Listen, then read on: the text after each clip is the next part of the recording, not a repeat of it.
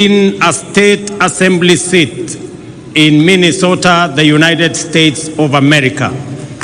In our midst, we have Hulda. Mpigeni makofi jameni. Huyu Mkenya ameenda Marekani na akashinda kiti ya ubunge kule. Asanteni sana. Your Excellencies, distinguished guests, ladies and gentlemen, it is an immense pride that I join you in celebrating the 61st anniversary of our nation's birth. At this pivotal moment, we reflect on the values of our sovereignty and celebrate the enduring legacy of those whose patriotic efforts took down the bastions of imperialism. Their sacrifice set our republic on the path of liberty, unity, peace, enterprise, and democracy. Today, we affirm, by reflecting on what we have accomplished since raising the flag of our nation, that by staying true to our national identity, we have remained consistent through seasons of abundance and scarcity.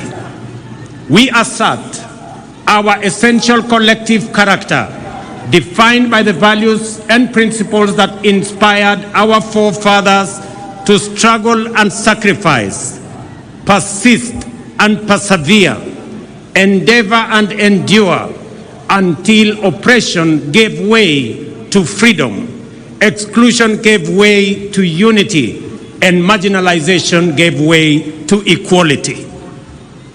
We remember that our nation was born from the painful sacrifice and tireless, often lonely, and grueling efforts of men and women driven by the conviction that their sweat, tears, and blood were a worthy price to pay for ushering millions of their brothers and sisters from the dark, cold nights of imperial brutality into the warm daylight of freedom. Before 1963, our people were compelled to work hard to enrich colonial settlers. After 1963, our people labored by choice to provide for their families and build our great nation. Before 1963, education, health, and personal security were privileges reserved for the colonial elite. After 1963, they became the right of all citizens of our republic. Before 1963, African people existed to be seen and not to be heard. After 1963, we reclaimed our inalienable sovereignty to its fullest extent. The year 1963, therefore, marked Kenya's profound moment of historical change, yet it also represents an equally fundamental moment of essential and defining continuity. Our circumstances changed forever, and our horizon was illuminated by the forces of possibility, the dawn of opportunity shining brightly. Yet our values, hard work, unity, and determination remained constant. We applied these same principles to build our nation after we liberated it. There is an important point worth emphasizing. In our time, our generation must never focus so much on the present that we forget where we were only 6 decades ago. We must not ignore the fact that our freedom, democracy, and development were achieved through the contributions of millions of determined patriots, nor should we underestimate the time and patience it took for them and for these small progressive efforts to accumulate into an unstoppable momentum towards freedom and nation building. It may have been easy to despise individual freedom fighters as they ventured into a forest of uncertainty and to underestimate their ambition to free Kenya from colonialism. Yet, that is precisely how we gained our independence. Courage and hard work, determination and patience, and the confidence that we are not alone are always what it takes to make meaningful strides as a nation. Today, I want to encourage my fellow countrymen to keep this perspective in mind. As we aspire for more and better, we must not give way to despair, pessimism, or skepticism when faced with challenges, but instead forge our path forward with courage, hope, determination, and ambition. I declare my unswerving faith in the ability of our people to interrogate policies and hold the government to account. This is the essence of democratic freedom, a civic duty for citizens, a responsibility for leaders, and a necessary imperative for our success and progress. We have experienced a particularly challenging time as a people, largely owing to dynamics beyond our control, resulting in high cost of living, greater difficulty in finding employment, and fewer opportunities for entrepreneurs. Consequently, there was widespread anxiety about the economic stability of our nation, demanding urgent and appropriate interventions and effective solutions.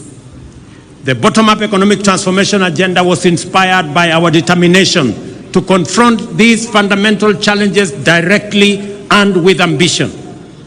Our aim was first to lay the foundation for robust economic activity to generate millions of opportunities at the bottom of the economic ladder each year and drive substantive, inclusive, and sustainable growth. Our key priorities were to reduce the cost of living, stimulate enterprise, boost productivity, create jobs, foster a conducive environment for institutional and infrastructural development, and promote investment in manufacturing, industrialization, and export competitiveness.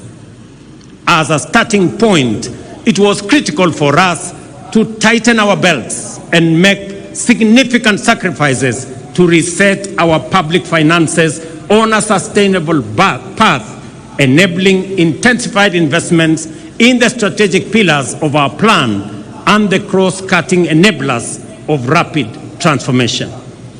I acknowledge, ladies and gentlemen, the work we have done and the milestones achieved in creating the necessary conditions for progress in every value chain that support the pillars of our plan. There is a time to resist and a time to accept, a time to deny and a time to admit, a time to doubt and a time to believe. In the face of undeniable evidence, skepticism must give way to confidence, and we must reject the deceptive embrace of disinformation and fake news.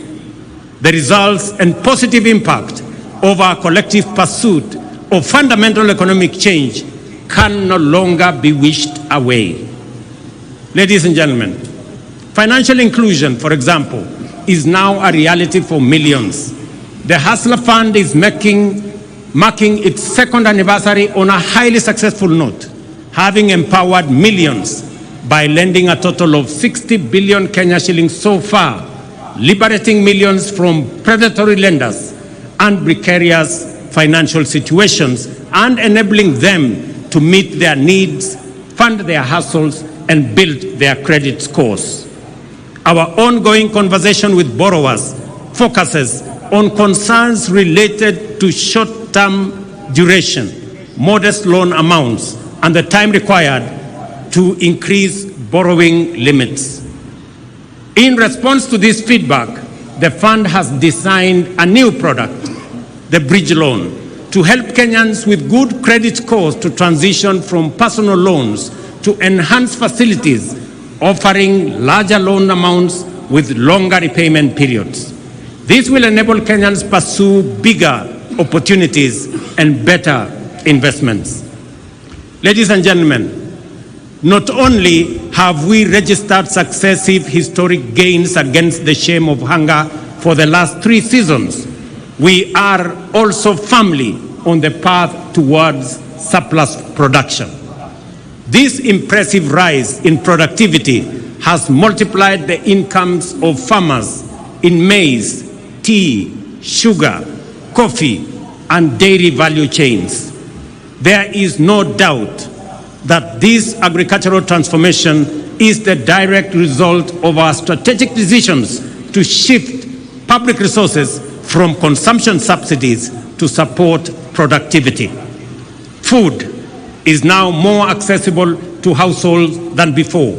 And as I stated in the State of the Nation address, our country now boasts substantial national food stocks: 95 million 50-kilogram bags of maize, 9 million bags of beans, 10 million bags of wheat, and 2 million bags of rice.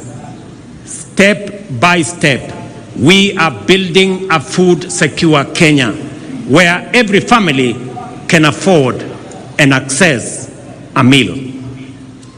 Farmers have brought more land under cultivation and produced more per acre than before, thanks to the timely availability of subsidized inputs and extension services. Agro-industries have more raw materials and value addition is on the rise. The agro-industrial sector is also creating more jobs each year as we gear up to compete in various export markets, driven by the expanding intra-African trade, opportunities in the European Union market and United Kingdom markets, and our growing competitiveness in the global marketplace. Ladies and gentlemen, the bottom-up economic transformation agenda prioritizes digital transformation as a cornerstone of inclusive economic growth. This is why we are undertaking an ambitious expansion of our national digital infrastructure by deploying fiber optic network to connect over 74,000 public institutions and establish 25,000 public Wi-Fi hotspots, because digital transformation is a critical enabler in creating opportunities across all sectors. We intend to use this infrastructure to extend internet connectivity to 8.5 million homes and businesses and eliminate the digital divide, which undermines technological inclusivity in homes, schools, villages, and counties. I take this opportunity to affirm the significant progress already made and which is accelerating due to the digitization of government services. Through the e-Citizen portal, we have digitized 20,855 government services, streamlining public service delivery, enhancing transparency and efficiency, eliminating opportunities for corruption, and increasing visibility and mobilization of public revenues. The transformative power of this single initiative to improve citizen experience with public services and enhance the government's ability to manage public resources effectively highlights the immense value of digital transformation. Additionally, our digital transformation strategy is making significant contributions to skills development and job creation. For example, Ajira and Jitume Digital are advancing our vision to equip 20 million citizens with ICT skills, fostering entrepreneurship, and enhancing inclusive digital literacy. In other words, an additional 20 million Kenyans are being prepared for higher productivity in the digital economy. We have also adopted the integration of creative industry courses into technical and vocational colleges as a reliable mechanism to build a skilled workforce. These robust measures form the foundation of our strategy to promote the emergence of a fully fledged digital economy leveraging Kenya's position as a regional hub for software development and digital exports. These initiatives are supported by key interventions such as the establishment of institutional and incentive frameworks to promote investments, foster collaboration, and encourage the transfer of digital technologies with a particular focus on artificial intelligence and blockchain. Through these efforts, we are empowering local digital innovators and tech entrepreneurs to drive economic diversification and resilience. Ladies and gentlemen, the discourse around universal healthcare remains lively, with concerns being raised about eligibility for coverage, the capability of health facilities to deliver services, and the alignment of contributions by individuals with benefits. Under Taifa Care, our inclusive, universal, efficient, and transparent healthcare service model, we are implementing a transition on an unprecedented scale. We have successfully transitioned 5.6 million citizens from the National Health Insurance Fund and registered an additional 11 million Kenyans under the Social Health Insurance Fund.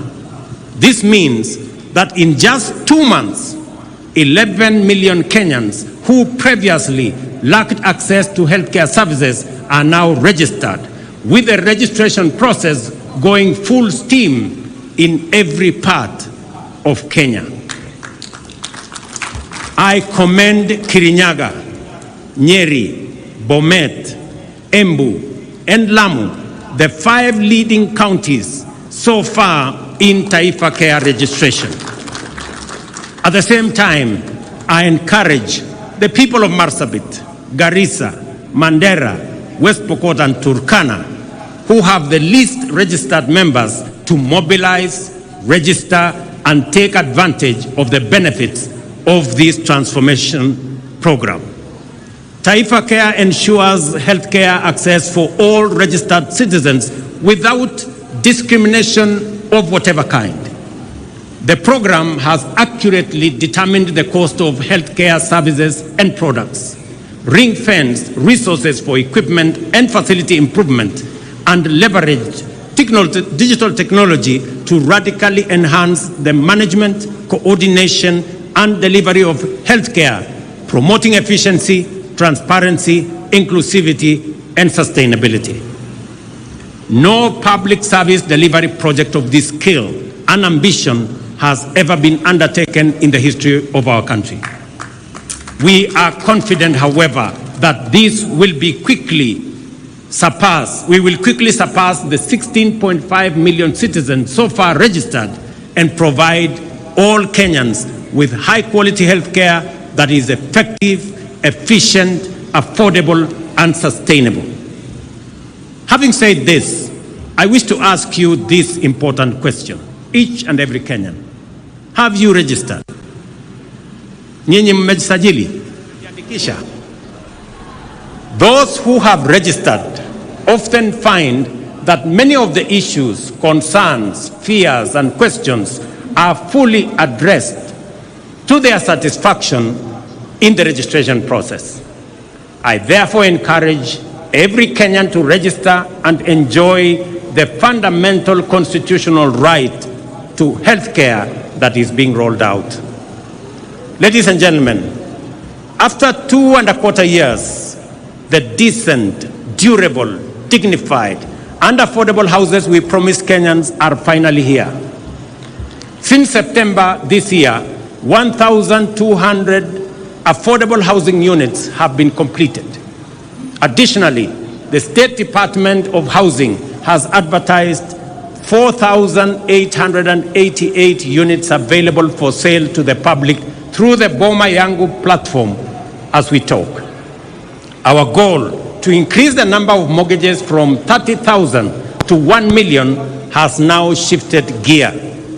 Our delivery pipeline for affordable housing now has a total of 124,000 units at various stages of development across Kenya, while a total of 840,000 units planned projects over the next 4 years are projected to create a minimum of 1 million jobs.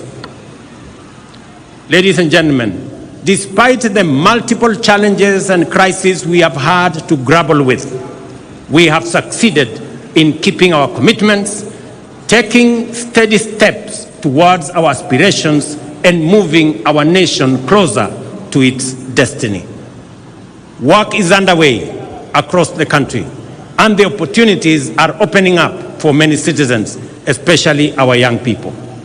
Over the past 2 years, the number of employment opportunities has increased, with new jobs for teachers, agricultural sector workers, healthcare professionals, building and construction, seafarers, and outside Kenya under our labor mobility program.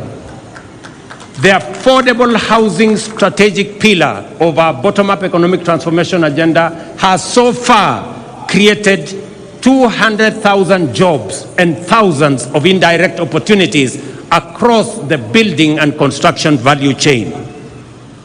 The universal healthcare coverage pillar has engaged 107,000 community health promoters alongside other healthcare professionals employed to support our vision of a functional national healthcare system. In addition, jobs will be created in healthcare innovation, service delivery, and ICT support for digital health system that we have rolled out, unlocking opportunities nationwide. Furthermore, we have recruited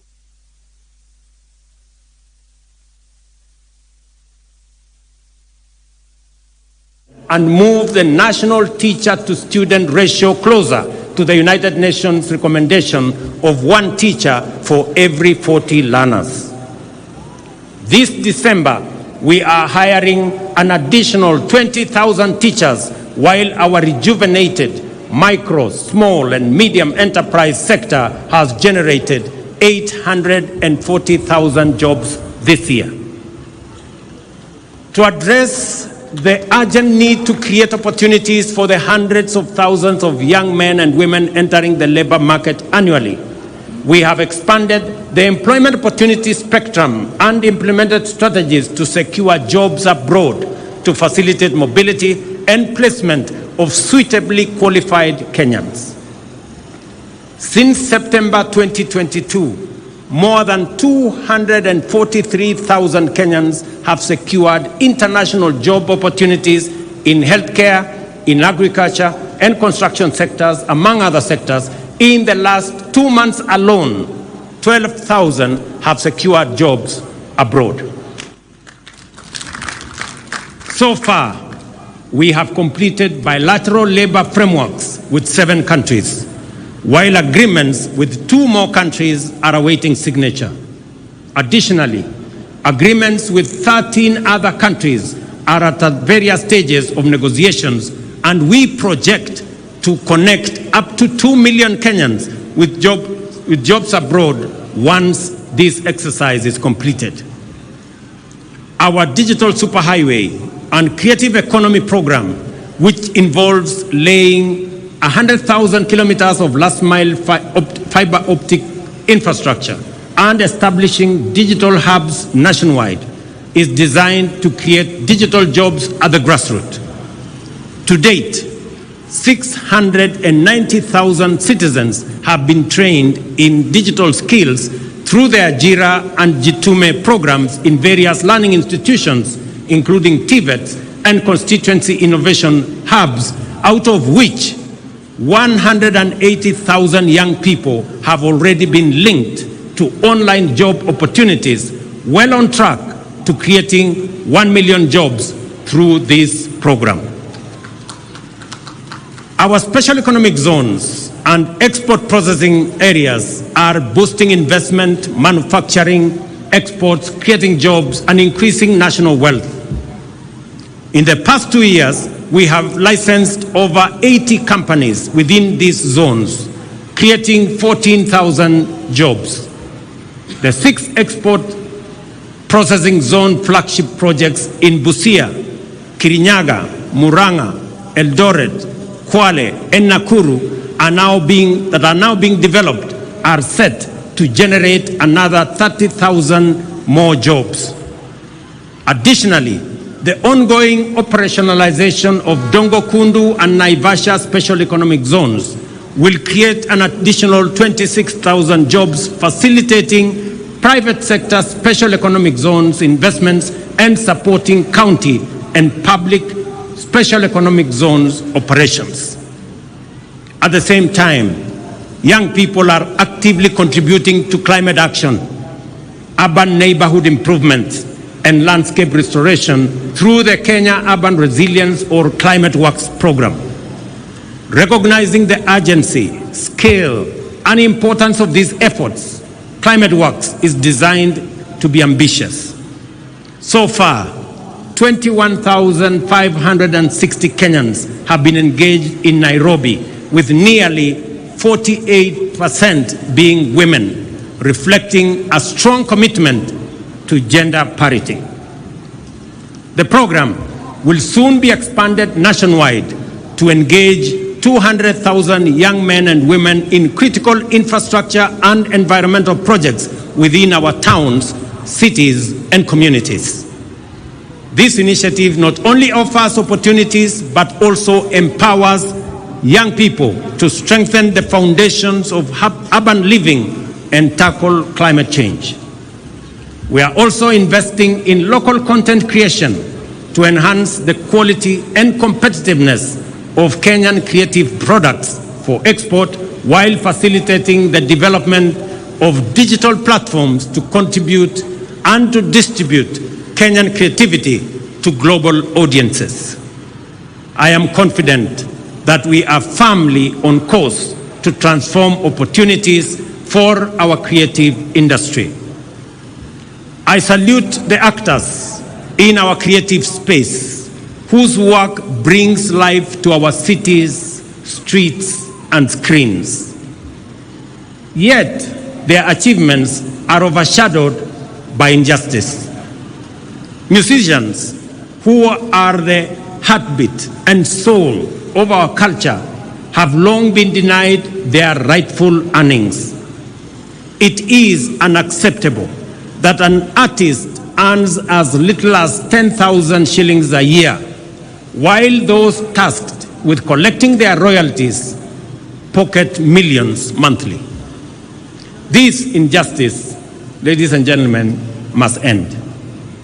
The Kenya Copyright Board, in conjunction with industry players and e-citizen, must establish a transparent, real-time system for royalty collection and distribution to rightful owners and beneficiaries.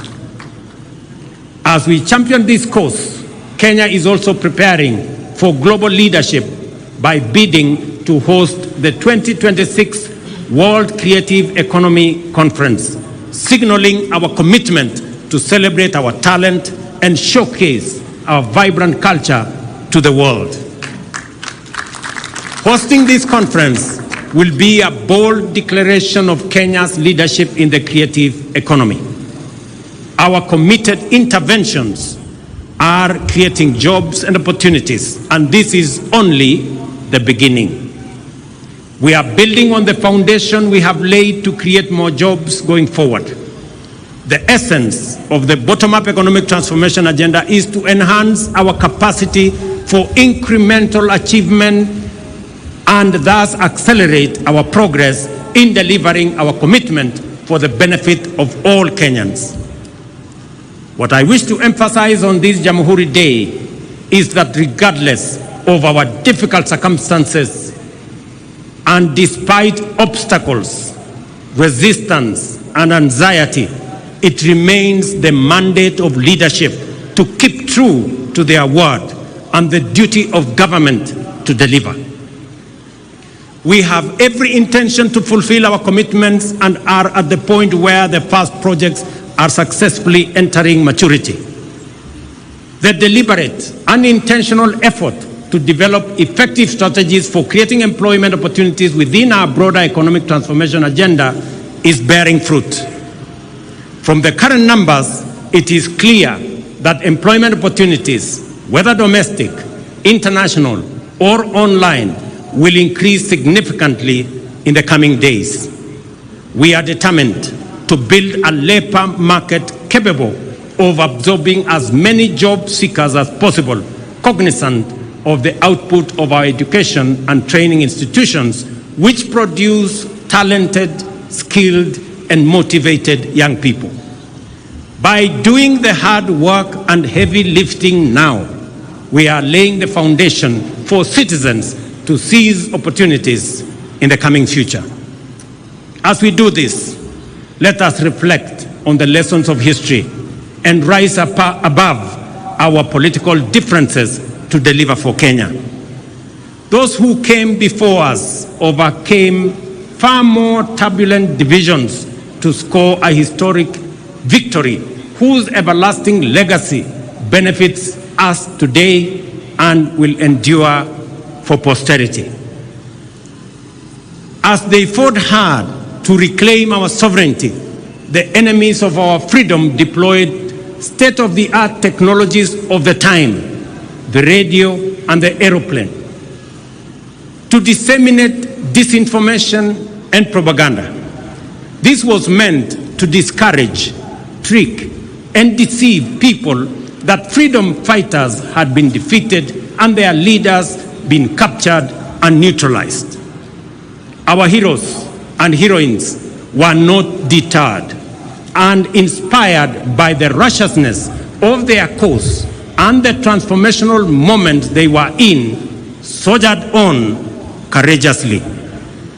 On 12th December, therefore, every Kenyan witnessed their vindication as our majestic flag rose and collectively we reclaimed our proud Jamuhuri.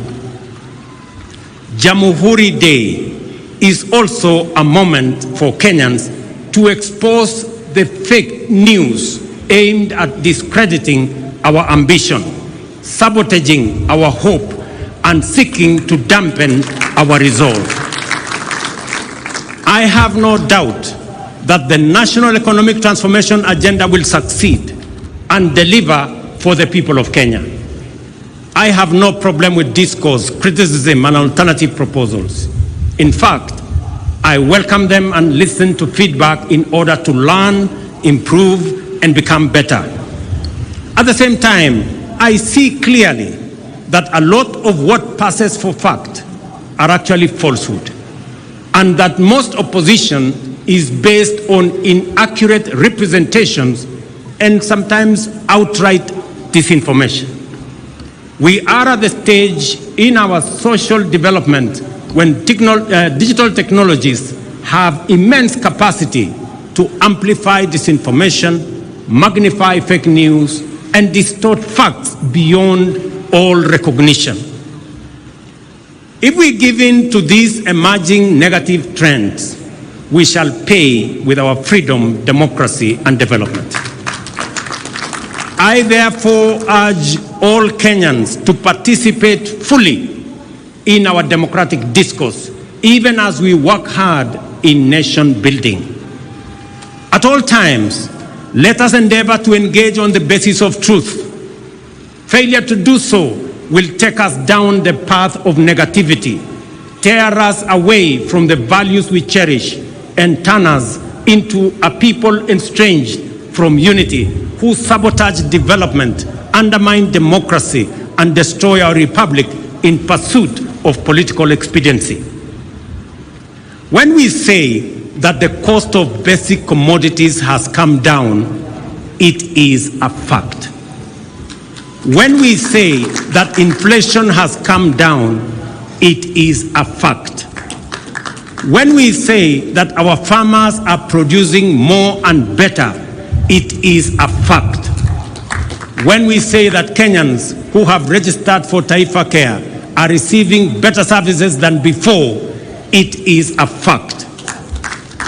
We encourage everyone, including our critics, to engage on the basis of facts and the truth.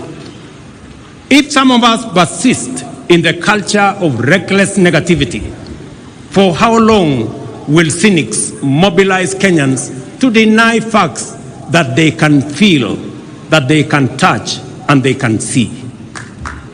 What will they say in a few weeks' time when we begin to give keys to new homeowners of our affordable housing units?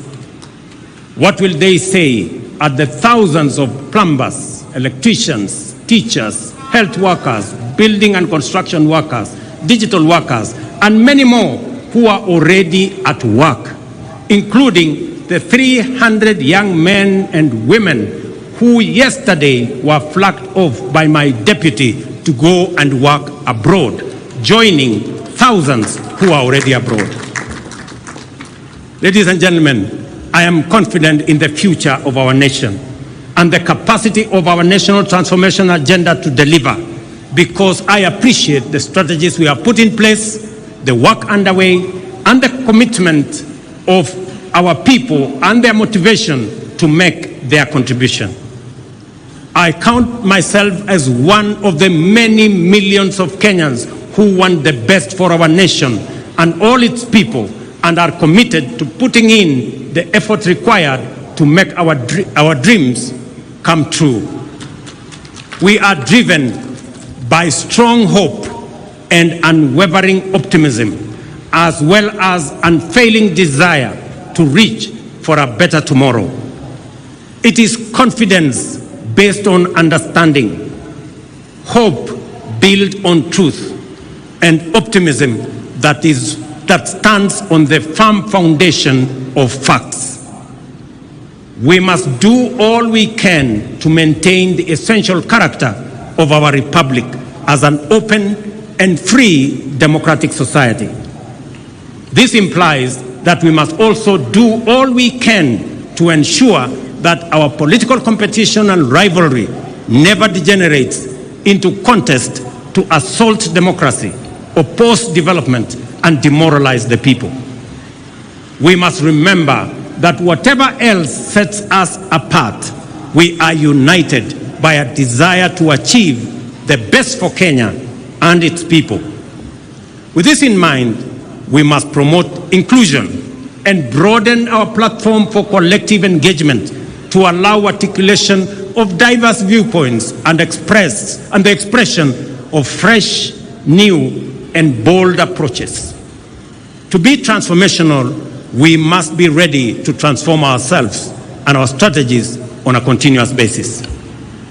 I will continue to reach out to Kenyans of all walks of life, regardless of their ideological persuasion, to maximize the cross-pollination of the flower of our republic and guarantee robust seeds for future seasons. You must never underestimate your power as citizens and your ability to create positive change individually and all of us collectively. Over time, we have made gradual and steady changes to many of the economic development strategies in order to take on board feedback from the people. In fact, the bottom-up economic transformation agenda has inbuilt mechanisms to improve on the basis of this feedback, because we recognize that as leaders, every day of work is a day of learning from the people, and that every good idea must always give way to a better one. Listening, therefore, is a primary component of effective leadership, and national transformation is a collective enterprise of all citizens. I am grateful to distinguished patriots who have demonstrated outstanding leadership across the political aisle for the spirit of goodwill in which we have engaged to address critical national issues, including resolving the inclusivity challenge by formulating the broad-based government. I also appreciate the good wishes, encouragement, and support from leaders with whom I continue to discuss matters of importance to our nation. I am persuaded that together we can achieve much more and much sooner for Kenya, and that the future of our dreams is now within sight. I readily concede that we are yet to reach the destination of our aspirations, because we have not yet delivered fully on our commitments. But having said that, it is also a fact that we are no longer where we were a year, let alone 2 years ago. We have moved beyond pledges and commitments and are now making progress in our implementation strategies. There is now sufficient evidence of undeniable character that together the people of Kenya are hard at work to achieve their shared vision of a nation transformed.